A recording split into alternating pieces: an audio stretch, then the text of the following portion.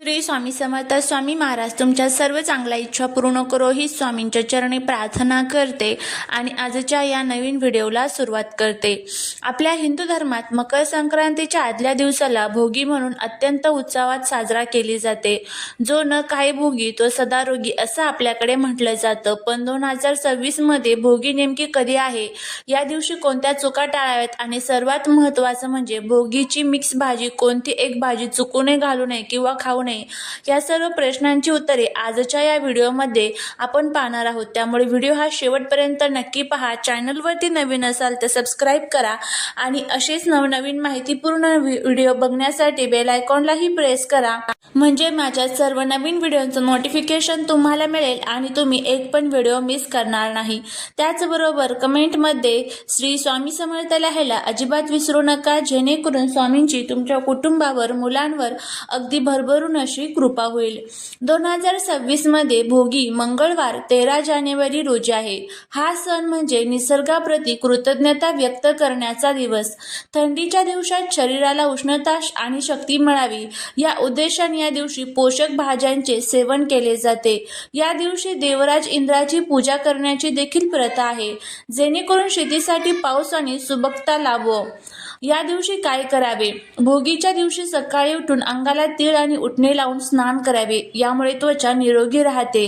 जुन्या, नको असलेल्या आणि तुटलेल्या वस्तू घरातून बाहेर काढाव्या. हे नकारात्मकता दूर करण्याचे प्रतीक आहे. अंघोळीनंतर सूर्याला अर्घ्य द्यावे आणि घरातील देवांना तीळ लावलेल्या बाजरीच्या भाकरीचा नैवेद्य दाखवावा. या दिवशी गरिबांना अन्नदान किंवा तिळगुळ दान करणे खूप शुभ मानले जाते. या दिवशी कोणाशी वाद घालू नका किंवा मनात द्वेष ठेवू नका आणि ह्या चुका आपल्याला प्रामुख्याने टाळायच्या आहेत. धार्मिक मान्यतेनुसार भोगीच्या दिवशी महिलांनी डोक्यावरून पाणी घ्यावे आणि व्यवस्थितपणे आपले केस जे आहेत तर ते धुवावेत आणि तीळ घालून आपल्याला आंघोळ जी आहे तर ती करायची असते. या दिवशी ताजे आणि सात्विक अन्नच ग्रहण करावे. शिळे अन्न या दिवशी चुकूनही आपल्याला ग्रहण करायचे नसते. भोगीची भाजी म्हणजे हिवाळ्यातील सर्व ताज्या भाज्यांचा खजिना. यामध्ये खालील भाज्यांचा समावेश असतो. त्यामध्ये आपण वांगी, ओला हरभरा, घेवडा, पापडी, गाजर, वटाणा, पावटा, शेंगदाणे आणि बोरे, तीळ, ओले खोबरे आणि गूळ आणि या सर्व भाज्या ज्या आहेत तर त्या एकत्र करून आपण ही भाजी जी आहे तर ती भोगीची तयार करत असतो. ही भाजी बनवताना खूप जास्त तिखट किंवा मसाले वापरू नयेत. यात तीळ आणि शेंगदाण्याचा कूट मुबलक वापरावा, कारण ते आरोग्यासाठी उष्ण आणि गुणकारी असतात. तसेच कांदा लसूण टाळून ही भाजी केल्यास ती अधिक सात्विक आणि नैवेद्यासाठी योग्य ठरत असते. भोगी हा सण केवळ खाण्यापिण्यापुरता मर्यादित नसून त्यामागे अनेक धार्मिक, वैज्ञानिक आणि सांस्कृतिक कारणे आहेत. भोगी हा दिवस प्रामुख्याने देवराज इंद्राला समर्पित असतो. आपल्या हिंदू धर्मग्रंथानुसार चांगल्या पावसासाठी आणि सुबक्षतेसाठी या दिवशी इंद्राची प्रार्थना केली जाते. शेतकरी आपल्या पिकलेल्या पिकांचा अंश देवाचरणी अर्पण करतात, म्हणून याला भोगी असे म्हणतात. भोगी म्हणजे जो भोग, सुखसुविधा घेतो, पण हा उपभोग सात्विक स्वरूपाचा असतो. थंडीच्या काळात निसर्गाकडून मिळालेल्या उत्तम फळभाज्या आणि धान्यांचा आनंद घेणे हा या मागचा मूळ उद्देश आहे. जो न काही भोगी तो सदारोगी ही म्हणच याच आरोग्याशी संबंधित आपल्याला सांगितली जाते. जानेवारी महिन्यात कडाक्याची थंडी असते. बाजरी, तीळ, शेंगदाणे आणि गूळ हे सर्व पदार्थ उष्ण प्रकृतीचे असतात आणि ते शरीराला अंतर्गत उष्णता देतात आणि थंडीपासून संरक्षण करतात. त्यामुळे ही भाजी बनवली जाते. अनेक घरांमध्ये या दिवशी बाजरीच्या भाकरीचा आणि भाजीचा नैवेद्य दाखवतात. घराच्या छतावर किंवा कोपऱ्यात थोडा भाग ठेवला जातो, ज्याला कनिला किंवा पाखरांचा भाग असे म्हटलं जातं. काही ठिकाणी लहान मुलांच्या आंघोळीत पाण्यात बोरं, उसाचे तुकडे आणि तीळ टाकले जातात, ज्याला बोरन्हाण देखील म्हटलं जातं. बघा, आता आपण बघणार आहोत भोगीची भाजी ज्या वेळेस आपण बनवतो त्यावेळेस नेमकं आपल्याला कोणती भाजी जी आहे तर ती घ्यायची नाहीये. तुम्हाला माहित असेल की आपण बघा खूप कष्ट करतो, मेहनत करतो, पण तरी आपल्या त्या कष्टाचं, मेहनतीचं फळ जे आहे तर ते आपल्याला मिळत नाही. काय होतं की कुठेतरी आपण ह्या छोट्या छोट्या चुका असतात ह्या चुका करतो आणि त्यामुळेच आपल्याला त्याचं जे फळ आहे तर ते मिळत नाही. घरामध्ये अनेक प्रकारच्या अडचणी, दुःख आणि संकटांचा आपल्याला सामना करावा लागत असतो. ही भाजी करत असताना ही फक्त एक भाग नसतो, तर आपल्या तो श्रद्धेचा एक विश्वास असतो. आणि ज्या वेळेस आपण ही भाजी करत असतो त्यावेळेस जर चुकून जरी आपण ही भाजी घेतली तर केलेल्या सेवेचं आणि केलेल्या उपायांचं जे फळ आहे तर ते आपल्याला मिळत नाही.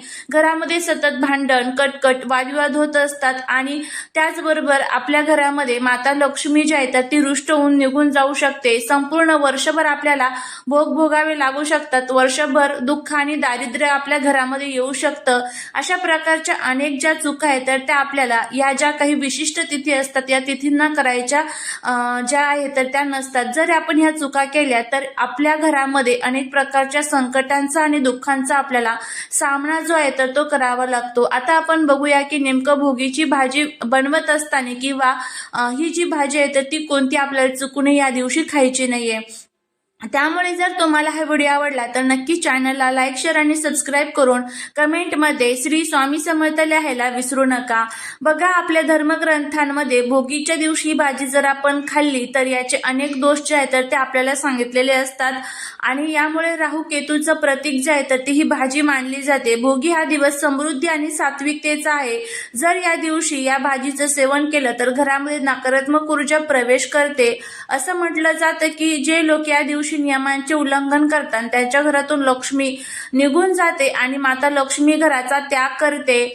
आणि त्याचबरोबर तामसिक गुणधर्म असलेल्या ह्या भाज्या जर आपण घरामध्ये खाल्ल्या तर घराची पवित्रता भंग होते आणि परिणामी आर्थिक चणचण आणि कामात अडथळे जे आहेत तर ते निर्माण होत असतात. या दिवशी भोगीची भाजी खाली तर शरीराच्या समस्या दूर तर होताच, पण त्याचबरोबर जी ही भाजी आहे तर ही जर आपण घेतली तर शरीराच्या शुद्धीकरणासाठी ही भाजी जी आहे तर ती हानिकारक मानली जाते. थंडीच्या दिवसात इतर उष्ण भाज्यांसोबत हे खाल्ल्यास पचनाचे गंभीर विकार जडू शकतात. त्यामुळे आपल्याला ही भाजी जी आहे तर ती खायची नाही. तर कोणती भाजी आपल्याला खायची नाही तर सर्वात महत्त्वाचं म्हणजे मुळा जो आहे तर तो मुळा आपल्याला या दिवशी चुकूनही खायचा नाही. जर तुम्ही मुळा खाल्ला तर तामसिक अन्नांमध्ये मनात विचलितपणा आणि चिडचिडपणा वाढते, ज्यामुळे कुटुंबात कलह निर्माण होतात. विशिष्ट तिथींना काही भाज्या खाणे गोमांस खाण्यासारखे मानले जाते. त्यात मुळ्याचा उल्लेख काही विशिष्ट व्रतांच्या दिवशी वर्ज्य मानतात. इंद्र हा स्वर्गाचा राजा आणि समृद्धीचा देव आहे. त्याला अर्पण करण्याच्या नैवेद्यात केवळ त्या काळात जमिनीवर येणाऱ्या आणि पवित्र मानल्या जाणाऱ्या शेंगा आणि फळभाज्यांचा समावेश असावा असा संकेत आहे. मुळा हा जमिनीच्या खाली येतो आणि तो अशुद्ध श्रेणीत काही ठिकाणी भरला जातो, म्हणून तो टाळावा. भोगीची मिक्स भाजी करताना आपण सर्व भाज्या आवडीने आणतो, पण लक्षात ठेवा एक चूक तुमची वर्षभराची भरभराट रोखू शकते. शास्त्रानुसार भोगीच्या दिवशी मुळा खाणे म्हणजे दारिद्र्याला आमंत्रण देण्यासारखे आहे. मुळ्याला राहू अंश मानले गेले आहे. तो पवित्र नैवेद्यात मिसळल्यास माता लक्ष्मी प्रसन्न होत नाही. घरामध्ये गरिबी आणि आजारपण येण्याची शक्यता असते. त्यामुळे आपली परंपरा टिकवण्यासाठी आणि देवांचा आशीर्वाद मिळवण्यासाठी मुळ्याचा वापर चुकूनही आपल्याला आपले भोगीची भाजी करत असताना जे आहे तर ते आपल्याला करायचं नाही. किंवा बघा, काही ठिकाणी काय करतात की भाजी बरोबर आपण थोड्याशा मुळ्याच्या जे आहे तर ते कट करून आपण तो खात असतो, पण असा सुद्धा मुळा आपल्याला या दिवशी जो आहे तर तो खायचा नाही. जर आपण हा मुळा खाल्ला तर याचे दोष आपल्याला भोगावे लागणार.